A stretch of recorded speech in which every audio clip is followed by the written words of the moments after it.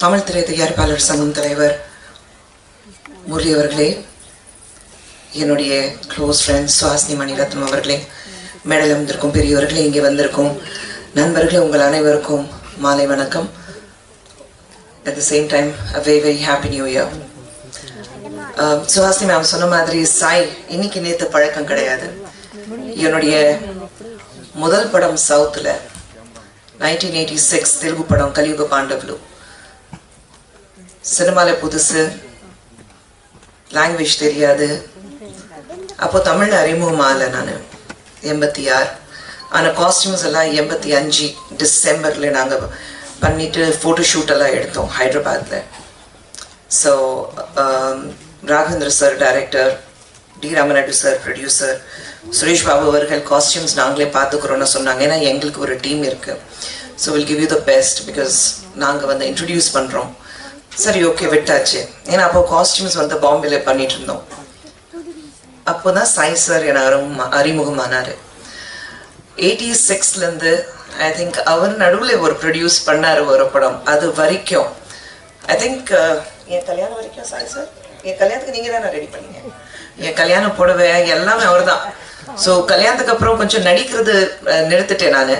So அப்போதான் கொஞ்சம் break ஆயிடுச்சுன்னு தவிர கண்டினியூஸாக எனக்கு, ஏன்னா நிறைய படத்தில் வந்து நாங்கள் காஸ்டியூமர் கொடுக்குறோம், நீங்கள் வந்து வந்தால் போதும்னா சாய் இருந்தால் தான் நம்ம ஃபர்ஸ்ட் கண்டிஷன் ப்ரொடியூசர்ஸ் கிட்ட. நான் ஒர்க் பண்ண அத்தனை ப்ரொடியூசர்ஸ்க்கு தெரியும் என்னுடைய ஃபர்ஸ்ட் கண்டிஷன் அதுதான் இருக்கும். சாய் காஸ்டியூமர் இருந்தால் தான் நான் ஒர்க் பண்ணுவேன், இல்லைன்னா நான் ஒர்க் பண்ண மாட்டேன், தெளிவாக சொல்லிடுவேன். ஏன்னா சாய் சருக்கு தெரியும் எந்த மாதிரி காஸ்டியூம் போடுவேன், எந்த மாதிரி போட மாட்டேன், எந்த மெட்டீரியல் போடுவேன். இது எல்லாமே என்னுடைய என்ன சொல்றது ஃப்ளாஸ் இருக்கும் பாருங்க. எல்லா ஆர்டிஸ்டுக்கும் ஃப்ளாஸ் இருக்கும். எதெல்லாம் கவர் பண்ணணும் அதெல்லாம் சாய் சருக்கு தெரியும். ஸோ அவரே வந்து டிசைன் பண்ணும்போது இது கரெக்டா இருக்கும், அது கரெக்டா இருக்கும். உட்காந்துட்டு நானும் சாய் சார் வந்து இவ்வளோ பெரிய பெரிய புக்ஸ் கொண்டு வருவாரு. பெரிய பெரிய புக்ஸ் கொண்டு வந்துட்டு அதுல இருந்து காஸ்டியூம்ஸ், அது என்னன்னா ஒர்க் பண்ணும்போது அவ்வளோ நல்லா இருக்கும். ஒரு ஃபியூஷன் பண்ணலாம் மேடம். ஸோ ஒரு இந்தியன் ட்ரெஸ் வச்சுட்டு அதுலேயே கொஞ்சம் மாடர்னைஸ்டு எப்படி பண்ண முடியும். ஸோ ஒவ்வொரு டெக்ஸ்டரும் புதுசாக ஏதாவது பண்ணலாம்.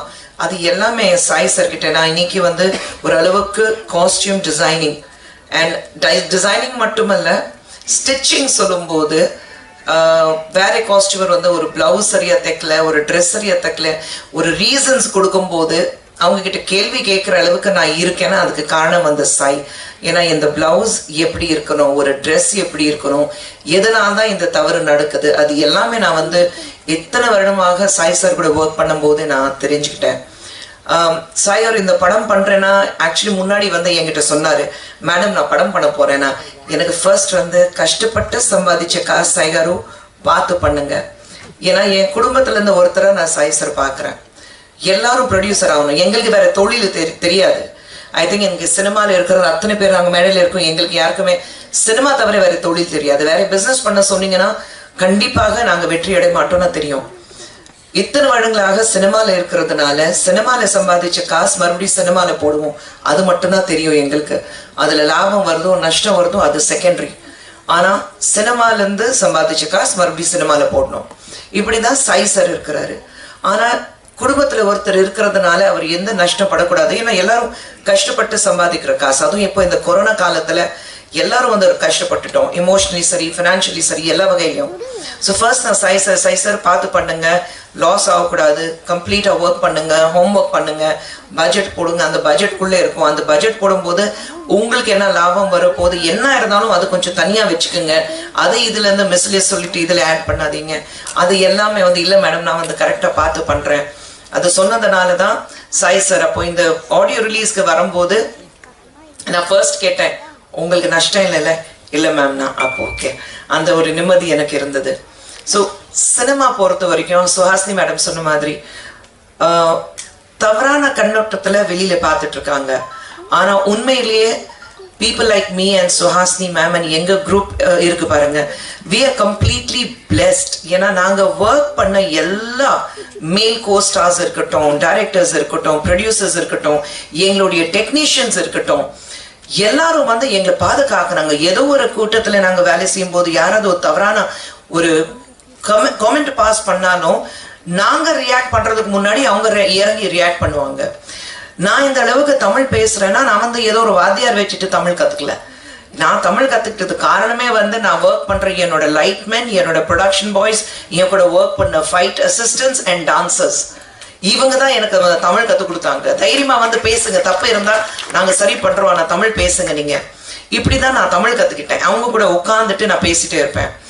ஸோ ஐ திங்க் அந்த மாதிரி ஒரு ஒர்க்கிங் அட்மாஸ்பியர், ஒரு என்ன சொல்றது, ஒரு குடும்பத்து மாதிரி, ஒரு குடும்பம் போல நாங்க இருந்தோம். Like one big family. So அப்படி இருக்கும்போது that is how we have grown up. So Sai sir பொறுத்த வரைக்கும் this is just not a beginning, it's a beautiful beginning அவருக்கு. அண்ட் அசோக் இருக்கட்டும், டைரக்டர் சம்பத் குமார் இருக்கட்டும், கொரியோகிராஃபர் ராதிகா இருக்கட்டும், ஷீலா இருக்கட்டும், rest all the technicians. I think January 1 நாங்கள் வந்து ஆசைப்படுவோம், ஜான்வரி 1 ஷூட்டிங் வைக்கணும், ஏதோ ஒரு சினிமா சந்தமாக ஒரு விஷயம் நடக்கணும். அப்போதான் ஒரு சூப்பர்ஸ்டிஷியஸாகவே சொல்லலாமே, மூட நம்பிக்கை இல்லைனாலும் பட் அது it makes you feel good இருக்கு பாருங்க. அந்த வருஷம் ஃபுல்லா நாங்க பிஸியா இருப்போம், வருஷம் ஃபுல்லா எங்களுக்கு வேலை நடக்கும். அந்த மாதிரி ஒரு தாட் ப்ராசஸ். ஜான்வரி 1 ஏதோ ஒன்று பண்ணணும். இப்போ ரியாஸ் இருக்காரு, டைமண்ட் பாபு அவர்கள் இருக்காரு, இவங்க எல்லாரும் வந்து ஜான்வரி 1 வந்தாலே எங்களுக்கு ஒரு அவார்டு கொடுப்பாங்க. ஸோ அந்த அவார்டு வரும்போது எங்களுக்கு வந்து வருஷம் ஃபுல்லா எங்களுக்கு ஒரு கையில ஒரு கிடையம் கையில இருக்கோம்னா ஒரு நம்பிக்கையோட நாங்க எல்லாரும் போயிடுவோம். இந்த வருஷம் இல்லையே, ஏப்ரல் 14 மாத்திட்டீங்களா பாத்தீங்களா? ஜான்வரி 1 இந்த கொரோனா என்னெல்லாம் பாடுபடுது நம்மள. ஸோ அந்த மாதிரி we all are like ஒரு ஃபேமிலி மாதிரி. ஒரு சினிமா சம்பந்தமாக ஒரு ஃபங்க்ஷன் இருந்தாலும், சினிமால யாராவது வந்து முன்னாடி வரணும்னு ஆசைப்பட்டாலும் we all are there to support them.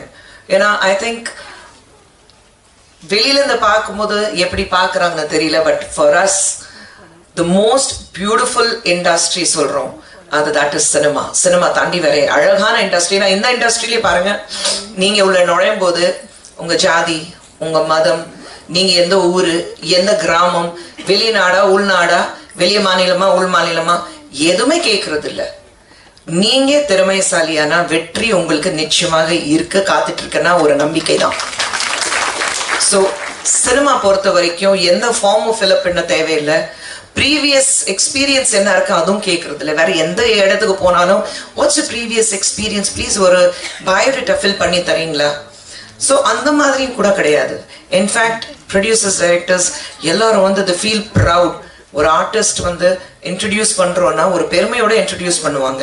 ஏன்னா நான் அப்படிதான் இன்ட்ரடியூஸ் ஆனேன்.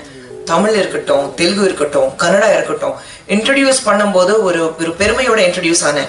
இப்போ இன்னி வரைக்கும் சுவாஸ்தி மேடம் இன்னைக்கு சொன்னாங்க, அவங்களுடைய முதல் படம் வந்து வரும்போது 40 வருஷம் ஆச்சு.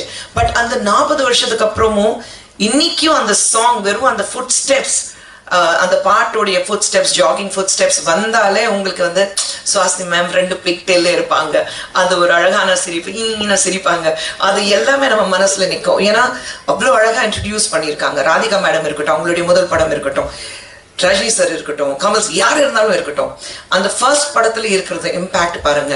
we all are here because we owe it to our directors இல்லைன்னா, அந்த வகையில நம்மளை இன்ட்ரடியூஸ் பண்ணலைன்னா, ரசிச்சு நம்மளை இன்ட்ரடியூஸ் பண்ணலைன்னா கண்டிப்பாக நாங்க வந்து இந்த அளவுக்கு ஒரு 40 years, அவங்களுக்கு நான் வந்து 33 years ஆச்சு, 86 வந்தேன், ஸோ 34 years ராதர். ஸோ நாங்க வந்து இப்படி இந்த அளவுக்கு இன்னைக்கும் மேடையில வந்து உங்ககிட்ட பேசுறதுக்கு நிச்சயமாக எங்களுக்கு வாய்ப்பு கிடைச்சிருக்காது. வாட் எவர் வி ஆர், இன்னைக்கு இந்த மேடையில இருக்கோம், என்ன சாதிச்சிருக்கோம், இது எல்லாமே we give it back to the film industry. இந்த ஃபிலிம் இண்டஸ்ட்ரி எங்களுடைய டைரக்டர்ஸ், எங்களுடைய ப்ரொடியூசர்ஸ், எங்களுடைய கோ ஆக்டர்ஸ், சாய் சார் மாதிரி எங்களுடைய மோஸ்ட் சின்சியர் லாயல் ஒர்க்கர்ஸ் இல்லைன்னா we wouldn't have been here. So congratulations to the entire team and Sai sir உங்களுக்கு special congratulations. ரொம்ப பெருமையா இருக்கு சாய் சார் பார்க்கும்போது. ஏன்னா his sons are also doing so well. Naresh மட்டும் தான் இங்க இருக்காரு. எங்க நரேஷ்? இது சாய் சாருடைய கடைசி மகன். அவர் தான் இந்த ஃபுல் காஸ்டியூம்ஸ் இவர் தான் பண்ணியிருக்காரு. ஸோ அப்பா பாரு இவரும் இருக்கிறாரு. But other 2 sons are like out of country, they are doing very well for themselves. So Sai sir வந்து நான் வந்து என் பசங்க இருக்காங்க, நான் எதுக்கு இனிமே வேலையை செய்யணுங்கிறது கிடையாது. தட் உழைப்பு கண்டினியூஸா இருக்கணும். நான் சொன்ன மாதிரி சினிமால சம்பாதிச்சு மறுபடியும் சினிமால போடுறது தான் எங்களுக்கு தெரியும், வேற எதுவுமே தெரியாது. அந்த வகையில சாய் சார் இருக்கிறாரு. ஸோ சாய் சாருக்கு என்னுடைய வாழ்த்துக்கள். இந்த டீம்ல இருக்கிற அத்தனை பேருக்கு என்னுடைய வாழ்த்துக்கள். அண்ட் சாங்ஸ் பார்க்கும்போது ரொம்ப நல்லா இருந்தது. Very different kind of songs they have try to create. நல்லா இருந்தது. So congratulations to the entire team. All the best. And இந்த 2021 புது வருஷம் புதுசாக இருக்கட்டும், ரொம்ப உற்சாகம் கொடுக்கட்டும், லாபம் கொடுக்கட்டும், எல்லாரும் ஹெல்த் வைஸ் நல்லா இருக்கட்டும் நான் வேண்டிக்கிறேன். நன்றி, வணக்கம். இந்த வீடியோ உங்களுக்கு பிடிச்சிருந்தா லைக் பண்ணுங்க, ஷேர் பண்ணுங்க, மறக்காம சப்ஸ்கிரைபும் பண்ணுங்க.